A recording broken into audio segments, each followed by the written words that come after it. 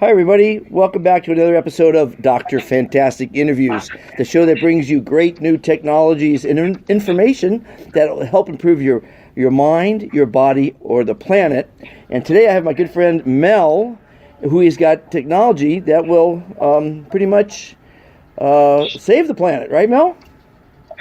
Absolutely. How you doing, Monty? Fan-friggin-tastic. How you been? How long has it been, Mel, since we talked?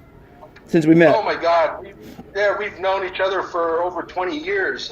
We started doing commodities, cement, sugar, jet fuel, diesel fuel that we never got paid on, but nevertheless. Yeah, so basically, people disappear out of my lives for years, but they always come back. And when they come back, they have some really great stuff to tell me about. And Mel was telling me about, we all know about Nikola Tesla, one of my heroes.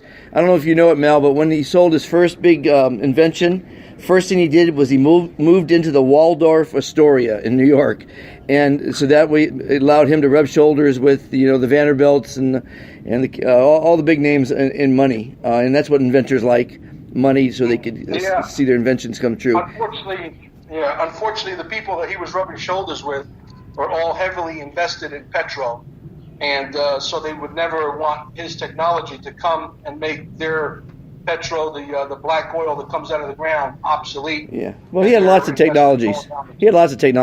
But you have, and you were working, and John, you were talking about John Searle a little while ago. He came up with I was thinking of perpetual energy. That's the word I was looking for, Mel. Perpetual energy. Yes. Yeah, and that's exactly what it is. It's perpetual motion magnetic motor on steroids. And the reality is that, John Searle's been around since the early 40s.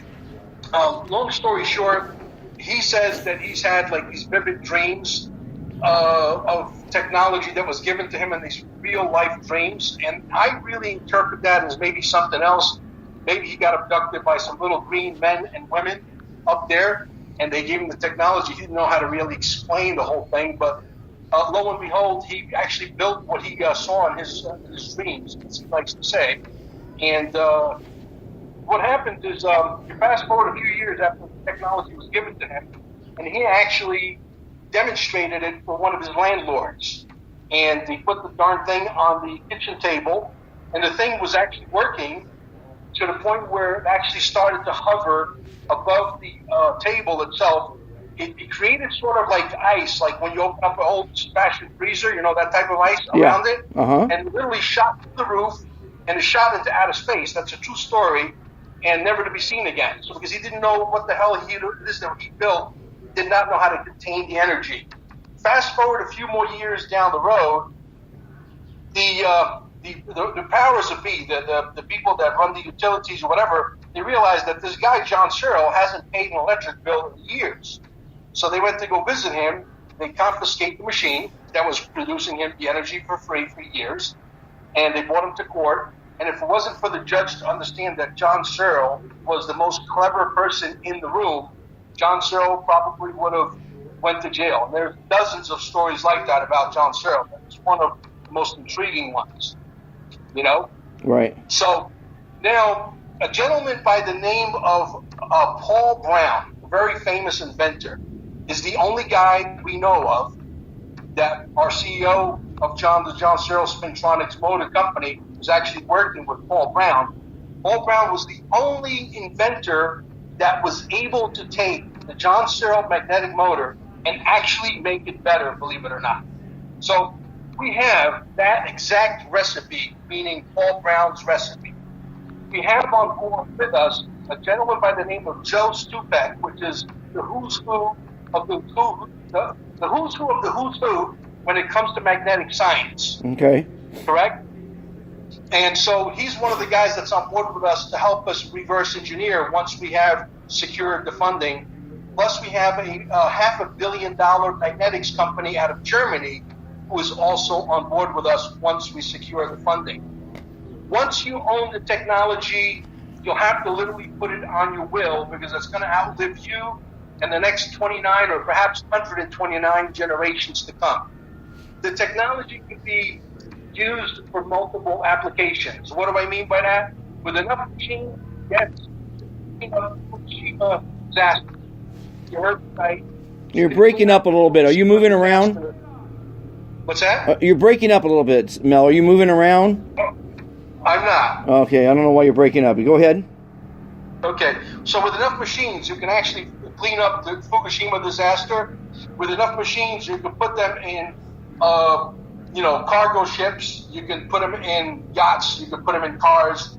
In other words, if you put this machine, for example, a miniaturized version of this machine, inside a car that is electric, you'll never need a power station. Why? Because the magnetic motor would actually give enough power to the electric motor to keep going. So you literally could ride indefinitely. If it wasn't, you have to make a pit stop and go to the petrol, right?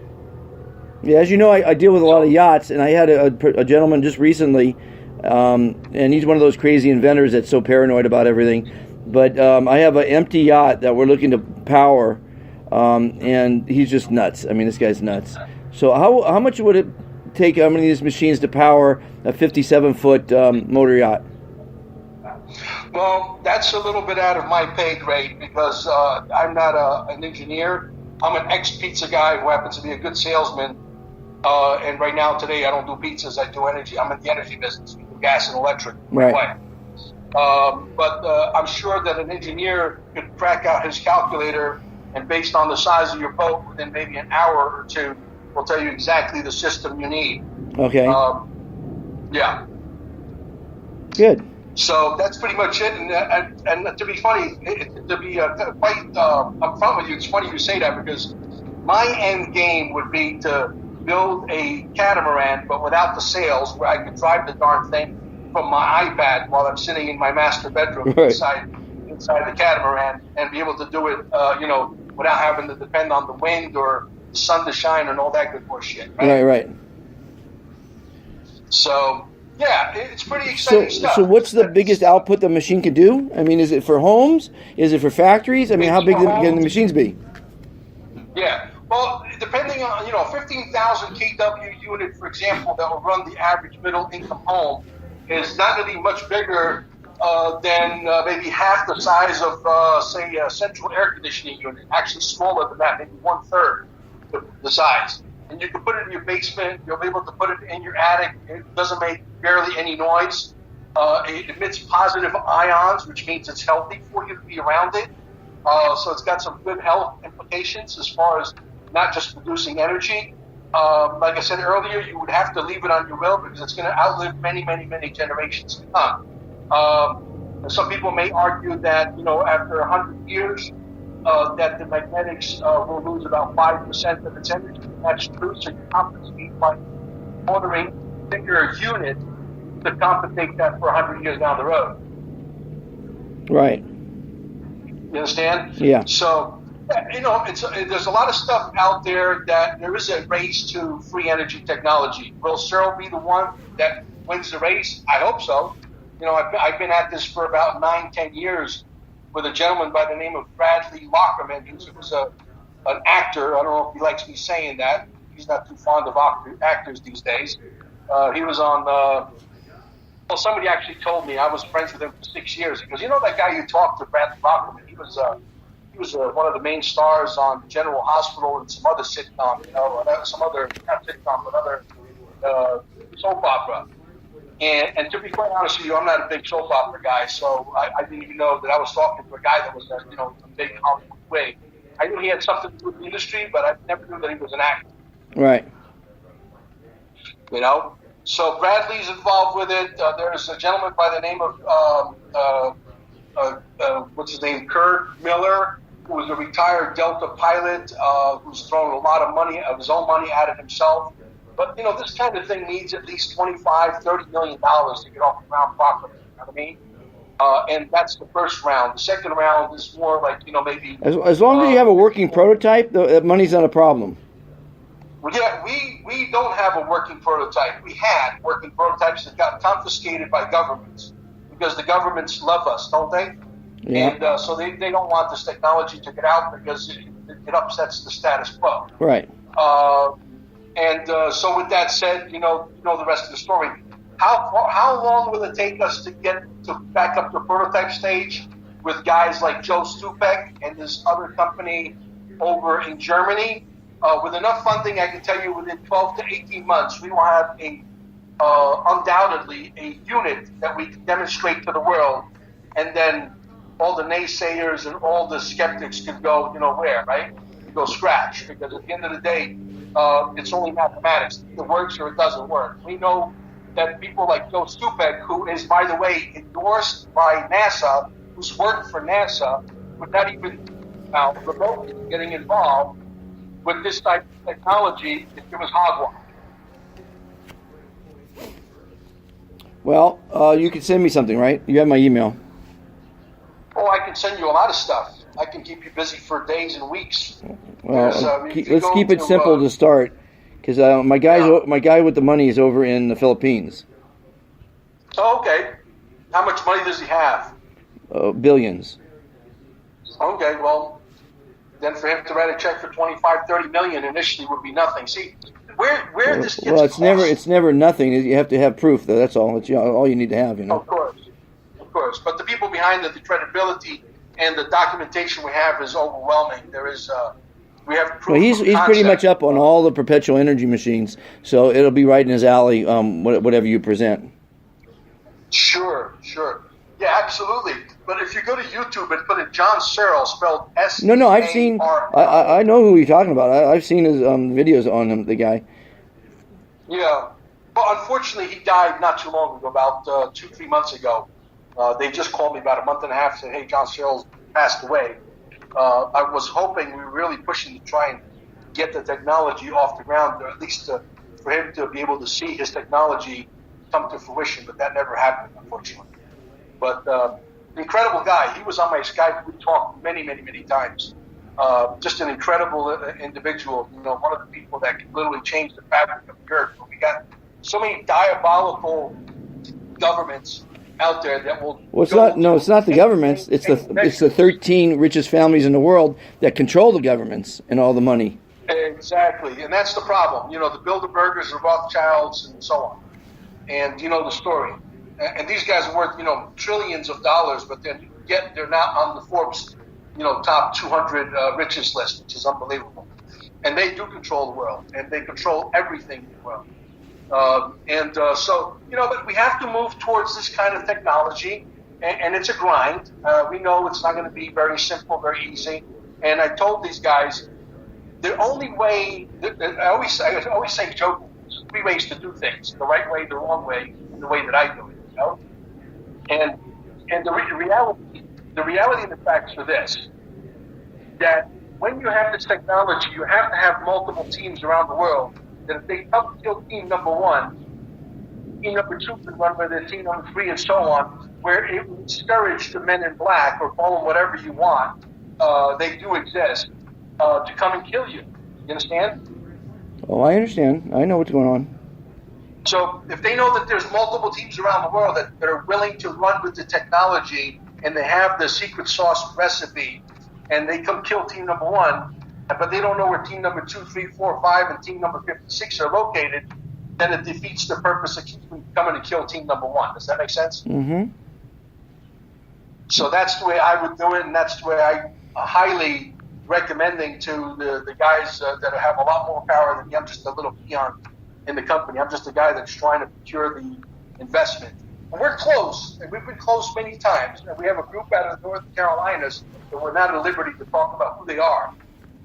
But it's a big, big project, and they are completely stoked with the John Searle magnetic motor, to the point where once they secure their funding, they're parlaying part of their funding to fund John Searle. Well, what's the deal with the patent on his motor, or did he patent it, or what was the deal on that? Okay, I'm glad you went there. That's a great question. We are patent pending, and we always want to stay patent pending for the simple reason that countries like China will have zero respect for the patents, and they will throw enough scientists and enough dollars at it where they do reverse engineer it, run with it, flood the market with it. Well, it's funny you should say that, because the guy behind the investment here is creating a new patent system, because as you know, the one that's existing is broken. And what happens is you patent something, and you tell the world exactly how to copy it, and then you have to go out and chase it and find it and sue. right? This new patent system will be a 50-year patent. They will stand behind the patent in all the courts, and they will also have funding available for the person that comes forward. And it's an exciting project he's working on. I mean, the patents is, I did a patent in 1980, and I did the poor man's patent because, why tell everyone exactly how to copy what you have? Well, that's exactly correct. The patent laws need to be changed to where if you are patented, you don't have to disclose the secret sauce recipe. That's where the flaw is. Yeah. Yeah. See, right now, the old patent, if they were to go fully patented, which they could tomorrow, they would have to physically disclose how it works, why it works, the ingredients, everything that a scientist or a group of scientists could look at and say, oh, I could do that. And now you're out of business before you even start. Right. Exactly. So that's the way it is, brother. Well. So, hey, man, it's been a long time since you and I had a serious conversation. I remember being on your yacht when we closed that big cement deal. Right. That we both never got paid on. Yeah. That guy went to jail, I think. Who's that? Al? Yeah. Oh, really? Yeah, I think so. Doesn't surprise me. Yeah, it's fun thinking you're rich for a while. But anyway, so Mel, thank you for taking a short time to do a conversation here. This is a great format. What I'm doing here, I'm combining a lot of great talent that I have access to. Mediums, psychics, healers, scientists, inventors, motivational speakers, and it's just a lot of good information out there that people don't have access to. And this Dr. Fantastic interviews is giving them access, and I'm real happy to be able to do it and having a time of my life doing it. It's really fun. Well, Monty, why don't you do this? You know how to get in touch with me via Facebook. Send me a good telephone number for you, as I like to, have more than one egg basket, so to speak. And I would love to have Bradley Lockerman call you and potentially introduce him to this guy in the Philippines that you know, as another viable option. Right. Well, let me see here. I'm going to make sure I have your email. I'm sure I do. I have a 305 number on you. Is that right? That's the one. Hold on a second. Cancel. Okay, very good. I'll send you my. Hold on. Yeah, it's a 305-527, right? Yeah, exactly. I got it. Okay. Thank you, Mel. Everybody listening, thanks for being part of the show. Be fantastic, everyone. And we'll talk to you shortly.